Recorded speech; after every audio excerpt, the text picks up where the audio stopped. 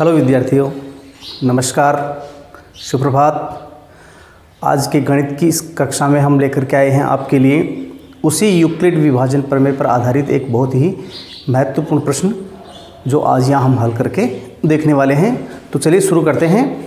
अपना क्वेश्चन है आज का, यूक्लिड विभाजन प्रमेयिका या एल्गोरिथम द्वारा दर्शाइए कि किसी भी धनात्मक पूर्णांक संख्या का घन यानी 3 घात 9q या 9q + 1 या 9q + 8 के रूप का होता है, जहां इनमें ये जो q प्रयुक्त किया जा रहा है ये एक पूर्णांक संख्या है।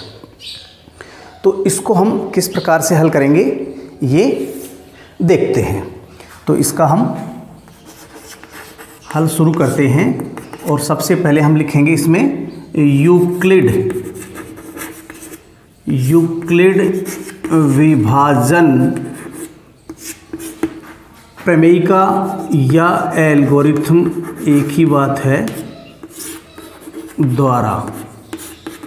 अब यूक्लिड विभाजन एल्गोरिथम क्या थी ये हमने पहले पढ़ा है, वो है भाज्य बराबर भाजक इनटू भागफल प्लस शेषफल। और इसके लिए प्रतिबंध हमने पढ़ा है 0 ≤ शेषफल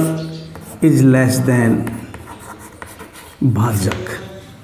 ये कंडीशन हमने इसकी पढ़ी है। अब इसमें यहाँ पर प्रश्न के अनुसार हमें भाजक, ध्यान दीजिए, नो यूज़ करना है। यानी जब हम इसमें भाजक नो यूज़ कर रहे हैं तो शेषफल कितने होंगे?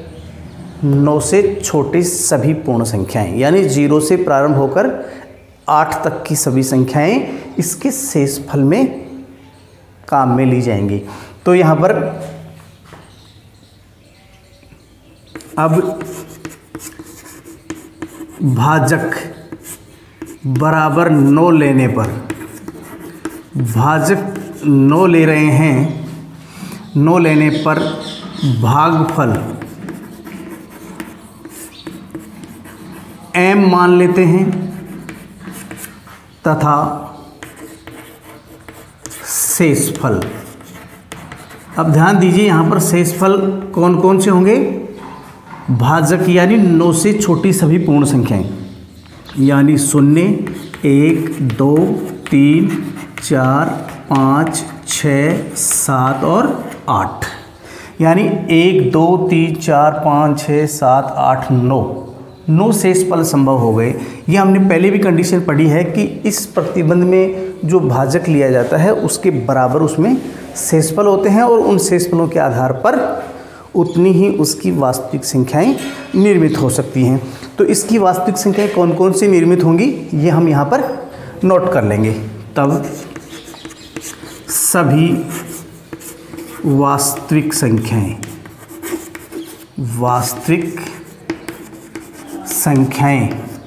कौन कौन सी हो जाएंगी? यहाँ पर इस कंडीशन में भाजक हमेशा हमें 9 रखना है, भागफल हमने m माना है और शेषफल की जगह ये संख्याएं इनमें प्रयुक्त करते जाएंगे। तो यहाँ पर पहली संख्या हो गई 9m + 0, यानी 9 इसका भाजक है, m भागफल है और शेषफल 0 हमने प्रयुक्त कर लिया है। दूसरी हो जाएगी 9m + 1, यानी 1 यूज़ कर लिया हमने।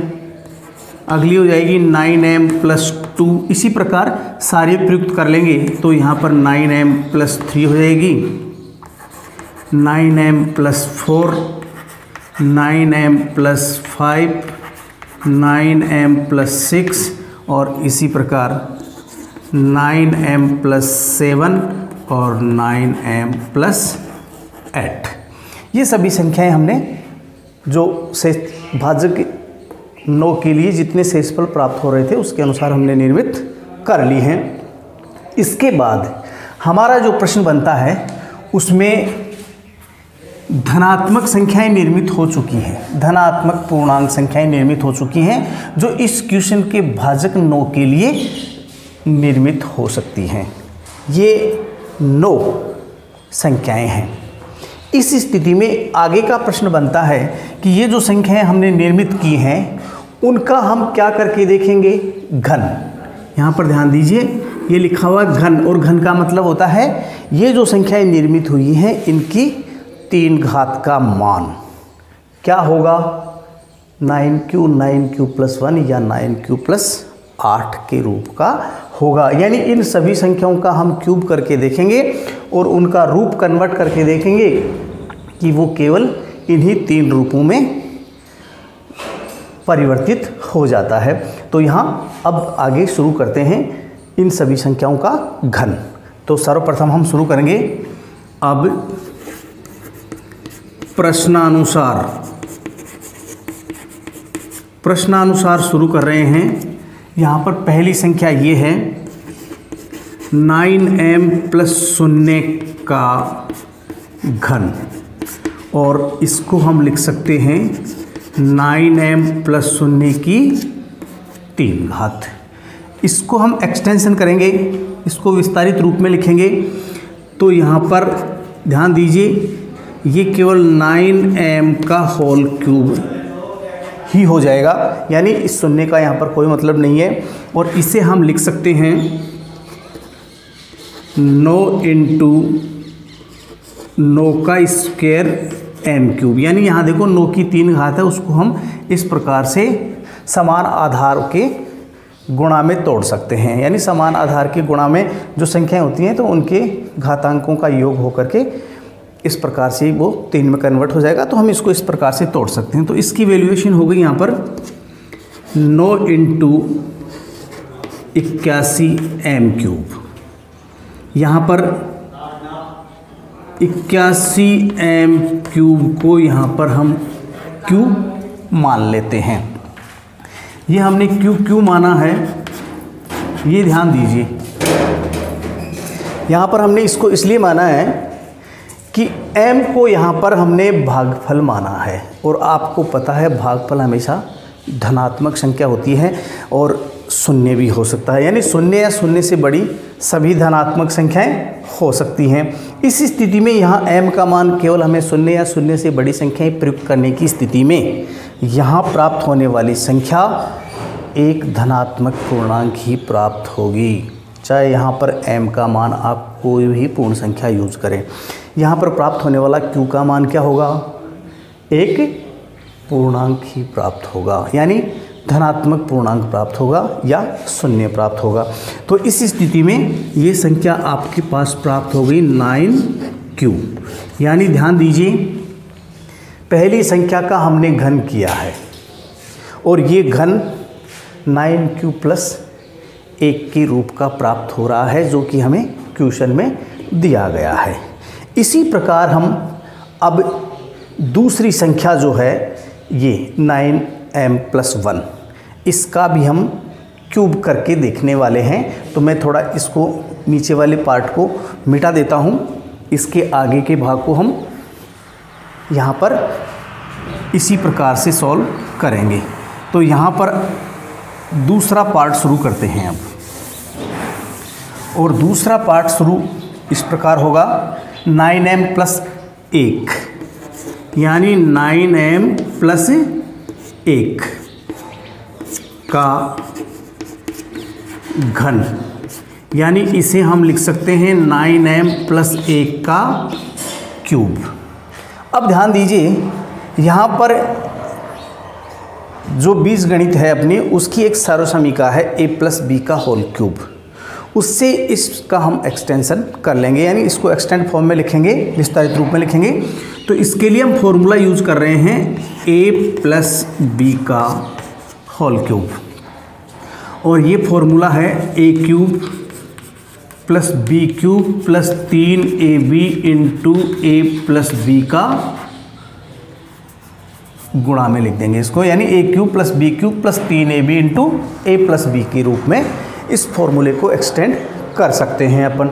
तो यहाँ पर ध्यान दीजिए, a का मान हम 9m यूज़ करेंगे और b का मान हम 1 इधर वाले जो राइट हैंड साइड में फॉर्मूला लिखा हुआ है उसमें हम प्रयुक्त कर देंगे।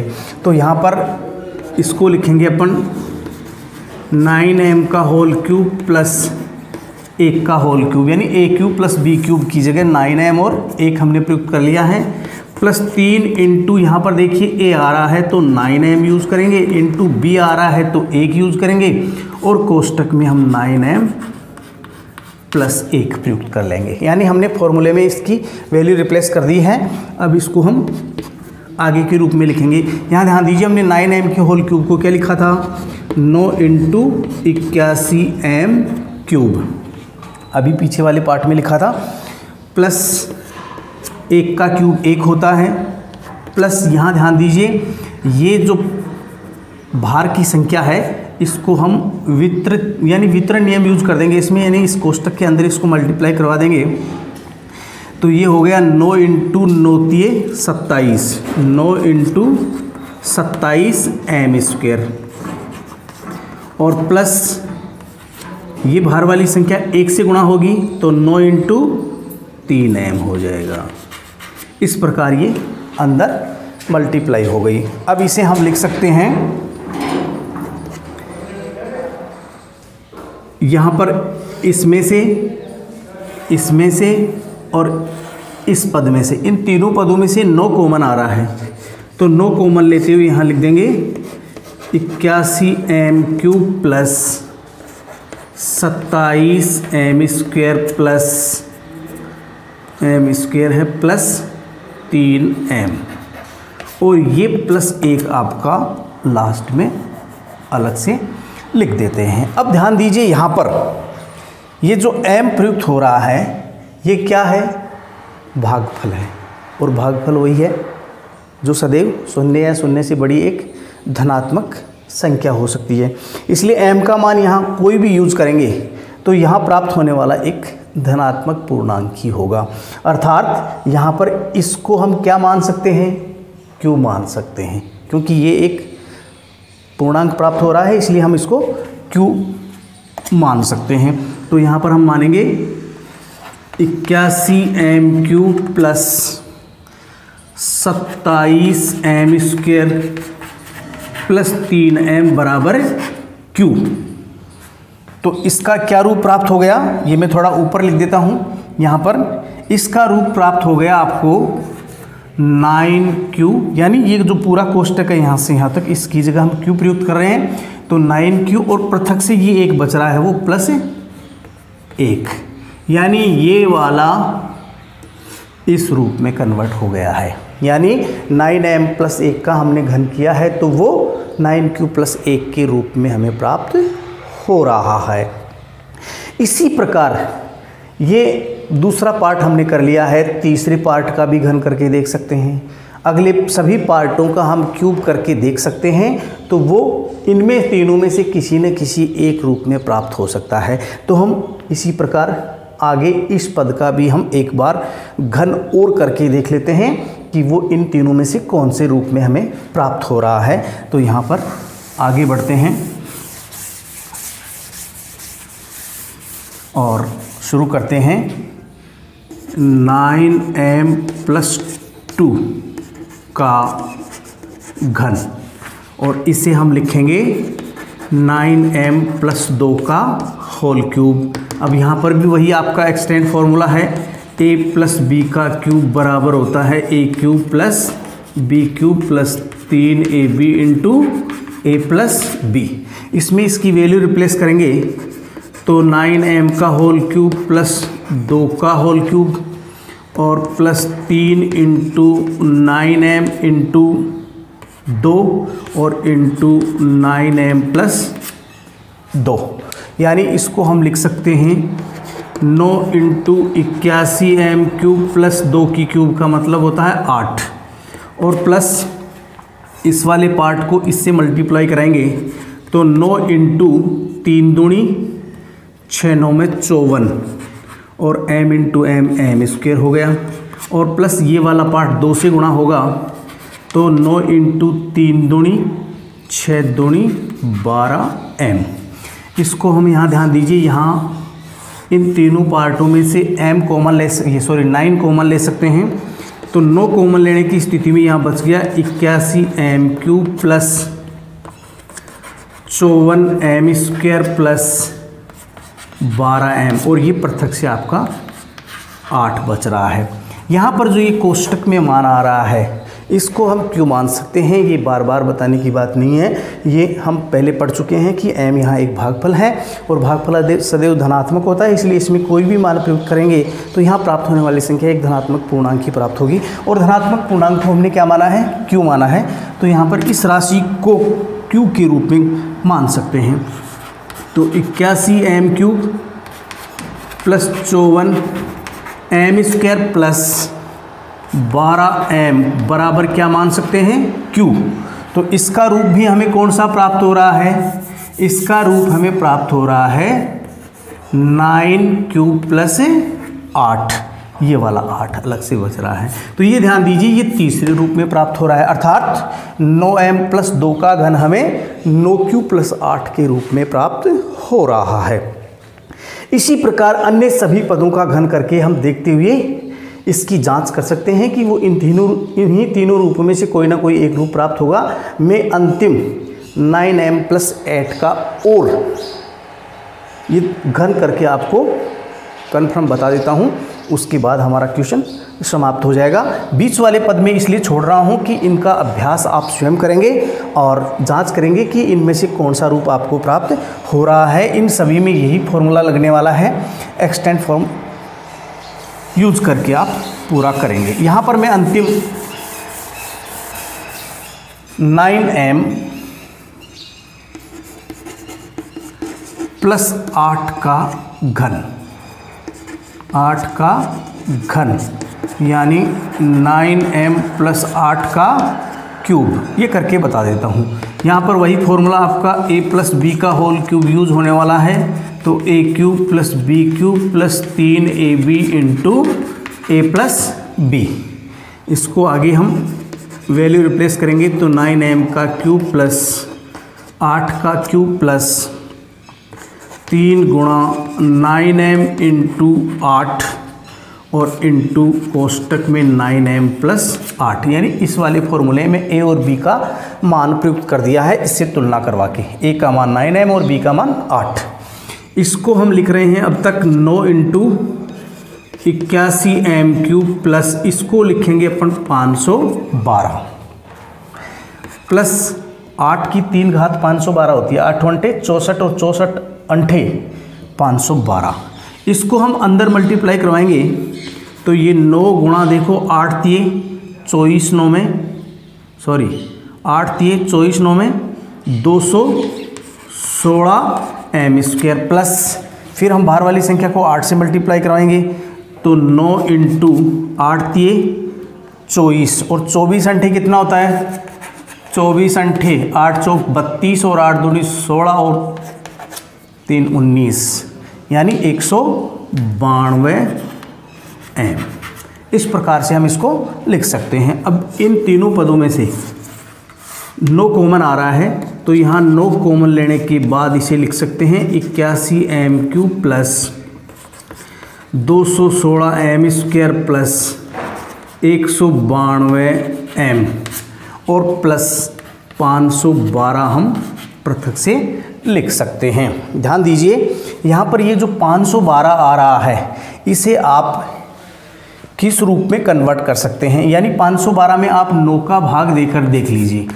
512 में 9 का भाग देंगे तो यहाँ पर कितना आ रहा है, 9 ये आ गया आपका 9 3 9 चौक 36 9 पंजे 45, यहाँ 6 बच रहा है और यहाँ पर 2 बच रहा है, 9 छिगे 54, यानी यहाँ पर कितना बच गया आपके पास, 6 2 8 बच गया।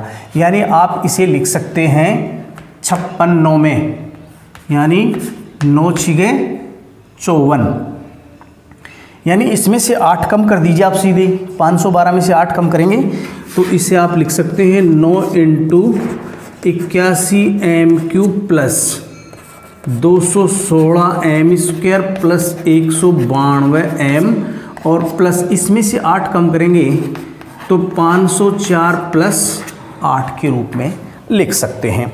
मैं इसको थोड़ा ऊपर हल कर देता हूँ, इसी के स्थान पर नीचे यहाँ आपको दिखाई नहीं देगा, इसलिए यहाँ पर मैं इसको नोट कर रहा हूँ equal to 9 into 81 MQ plus 216 M² plus 192 M और प्लस यहाँ ध्यान दीजिए 504 को मैं लिख सकता हूँ 9 गुणा कितना लिख सकता हूँ, ये लिखा था अभी 504 को 9 गुणा 56 लिखा था हमने, 9 इंटू 56, यानी 56 को हम 9 से गुणा करवा लें तो 9 छिगे 54, 5 9 पंजे 45 और 5 50।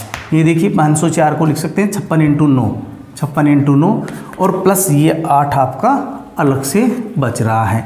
अब ध्यान देने की बात है कि इस पूरे पद में से और इस पद में से क्या कॉमन आ रहा है, 9। तो फिर से हम 9 कॉमन ले लेते हैं, 81 MQ plus 216 M² plus 192 M और प्लस यहाँ देखिए 56 ये बच जाएगा और प्लस 8 अलग से बच जाएगा। अब यहाँ पर ये जो कोष्टक वाली राशि है इसमें आप m प्रयुक्त करेंगे तो यहाँ पर प्राप्त होने वाली संख्या भी एक धनात्मक पूर्णांक होगी और उसको हम q मान सकते हैं। तो यहाँ पर मान लेंगे 81 MQ plus 216 M² plus 192 M plus 56 equal to q। तो यहाँ पर प्राप्त हो रहा है आपको 9Q प्लस 8। ध्यान दीजिए यहाँ पर हमने 9M प्लस 8 का घन करके देखा है तो इसका परिणाम भी हमें 9Q प्लस 8 के यानी इन तीनों में से ये तीसरा रूप जो प्राप्त हो रहा है उस रूप में प्राप्त हो चुका है। तो विद्यार्थियों आप इनके बीच वाले जो पार्ट मैंने छोड़े हैं जैसे 9M प्लस 3 छोड़ दिया, ये छोड़ दिया, ये छोड़ दिया, ये छोड़ दिया, ये छोड़ दिया है, ये मैंने आपके अभ्यास के लिए छोड़ा है। आप इनमें से सभी संख्याओं का घन करके ये जांच कर सकते हैं कि इनका रूप भी सदैव इन तीनों में से किसी न किसी एक रूप में प्राप्त होने वाला है और जब ये प्राप्त हो जाता है तो अपने क्वेश्चन का सत्यापन हो जाता है जो कि आपसे पूछा गया है कि इस प्रमेय द्वारा दर्शाइए। तो हमने ये क्लियर रूप से दर्शा दिया है और सॉल्व कर दिया है कि इनका ये अभीष्ट रूप प्राप्त हो रहा है। तो आज के इस अध्याय के लिए बस इतना ही देखेंगे और आपसे आशा करता हूं कि आज की ये कक्षा आपको समझ में आई होगी कि वास्तविक संख्याओं पर जो भी यहाँ पर समस्याएं हैं उनको हम कितनी आसानी से सरल कर सकते हैं। तो आप सभी देखते रहिए अपना चैनल और सभी समस्याओं का समाधान करते रहिए। आगे भी ऐसे ही हम कंटिन्यू वीडियो आपके लिए लाते रहेंगे। तो वीडियो शेयर भी कीजिए, अपना चैनल जो है उसको सब्सक्राइब भी कीजिए और अपने दोस्तों से भी इसको शेयर कीजिए और सदैव चैनल से जुड़े रहिए। आज के लिए